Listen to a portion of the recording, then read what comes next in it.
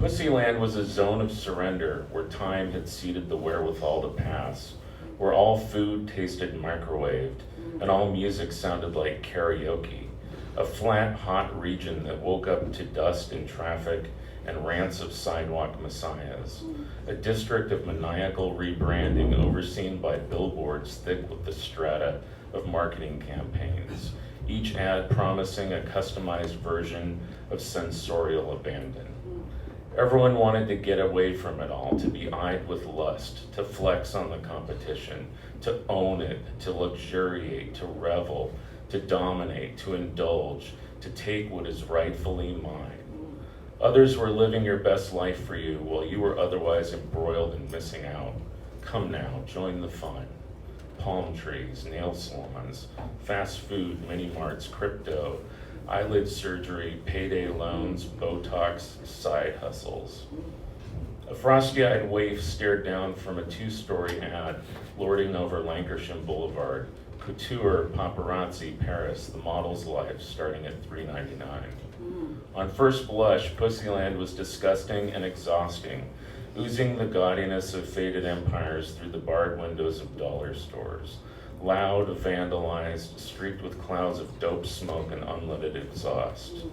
The sole requirement for citizenship here appeared to be the capacity to ignore an urgent ugliness that turned the surroundings invisible. Pedestrians trudged up and down broken boulevards with shopping bags, looking like they just missed out on something fantastic.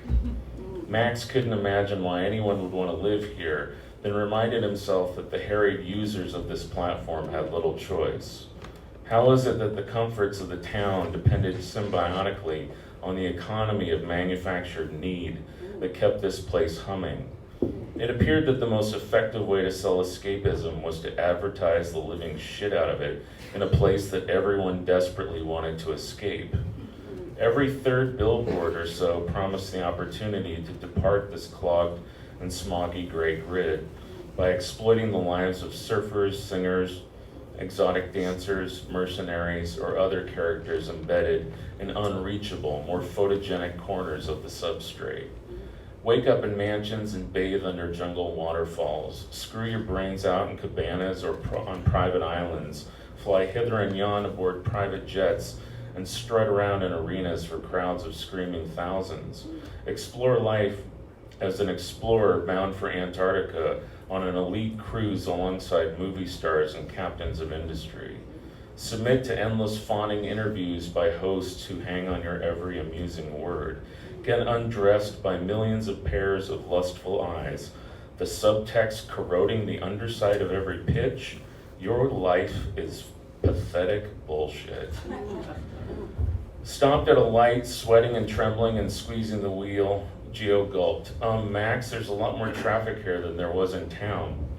You're doing great, Max said, craning to read a billboard advertising the life of a daredevil volcanologist, noting the vicarious V logo in the lower right corner. Gio stopped at a crosswalk to let an elderly woman in a blue dress with white polka dots push a shopping cart full of dirty, disembodied baby doll parts across the intersection. There were plastic heads, arms, legs, torsos, all jumbled together and frantically jiggling as she maneuvered the wobbly cart over uneven pavement and verbalized an impregnable wall of angry commentary. Her bones jangled inside her flesh, and the wan skin of her arms and legs was covered in transdermal patches and the smudged punk tattoos of a lugubrious youth. As Max reflected on how he'd never seen anybody so adrift inside their own mind, she stopped, pivoted her gaze in Gio's direction, and snapped, "Get off the road, retard," before funky chickening her way up over the curb and into the gravity well of a takeout wing joint. "What's a retard?" Gio said. "No idea," Max said, though I can't imagine it's a compliment.